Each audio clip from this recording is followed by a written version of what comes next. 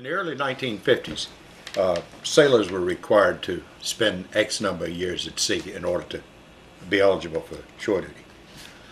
They get their time at sea. It didn't mean that they were automatically transferred to shore duty. They had to ask for shore duty.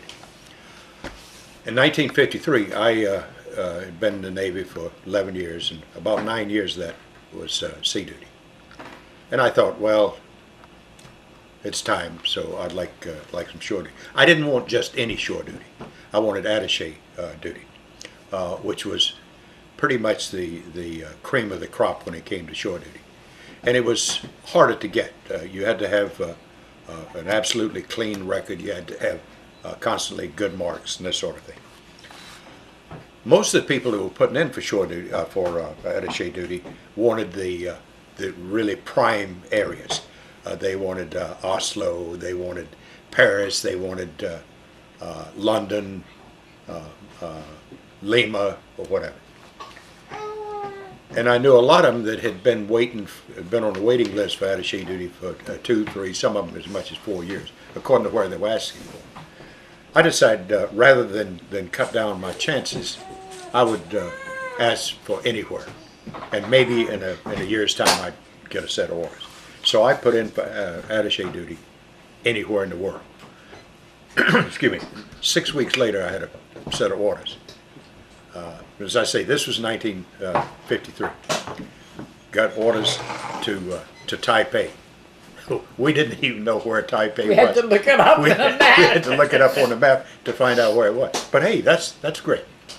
And as soon as I got a set of orders, I also got a letter from the officer that would be my boss in Taiwan, explaining what we could expect, what to bring, what he would suggest bringing with us, and this sort of thing. But in the meantime, I had to go to D.C. for a briefing. That took 3 or 4 weeks. Off to San Francisco, and caught the ship to Taiwan. About a 13-day trip. One of my chief radiomen met us in Keelung when the ship arrived to drive us back to Taipei, a distance of about 10, 12 miles. Through the countryside, all dirt road, weaving in around the rice paddies and this sort of thing. And he asked us a question that I thought was absolutely stupid. Now, remember that all of the fertilizer used on their crops, rice included, is human fertilizer. So, and we're driving through past these rice paddies, and it was about the same as having your head down the hole of a well-used outhouse.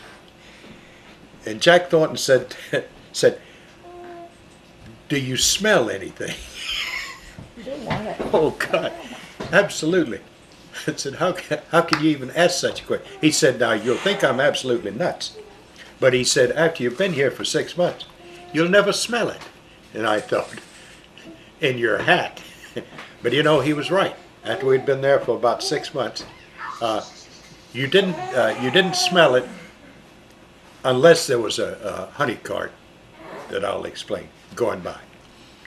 All the houses had a septic tank that could be siphoned out, and they put it in these honey carts. These are big tanks on carts. They pump it out into, and they take it out, and they fertilize their crops. Well, Jack had already made us reservations at the hotel. At the time, there were only 2 hotels that were suitable for Westerners. The Friends of the China Club and the Grand Hotel. He had made us reservations at the Grand Hotel. The hotel, incidentally, was owned by Madam Kai-shek. Beautiful, beautiful hotel. Small by today's standards of hotel. It was only 2, maybe 3 stories high. It had no, we got there in February. It had no heat. And of course, during the summer, there's no air conditioning. So in order for Lil and the kids to stay warm, I would leave the office. I'd bring a space heater home and set it up in the room to try to keep warm. Of course, when I took it to work with me in the morning. They'd either put on all the clothes they had, or they'd crawl back in bed to keep from freezing. And it's a wonder that we all didn't die of dysentery, because, you know, we're drinking water just like we would back here at home. What we found out was you had to boil your water before you could drink it. Otherwise, you would die of dysentery. And of course, we ate at the hotel as well. Go down in the morning for breakfast. You would take your own bottle of instant coffee. They'd put your name on it and then set it aside for you. So they'd bring you boiling water so you could make your coffee. You could order bacon, sausage, eggs, toast, that sort of thing. They served it in courses. They would and in order to make things interesting, it was not always the same sequence. They'd go down one morning, and of course your coffee is ready the first thing. So they might bring you your bacon. 15 minutes later, they'd bring you your eggs. 15 minutes after that, they'd bring you your toast. They could never get it together, or maybe they didn't know. I don't know.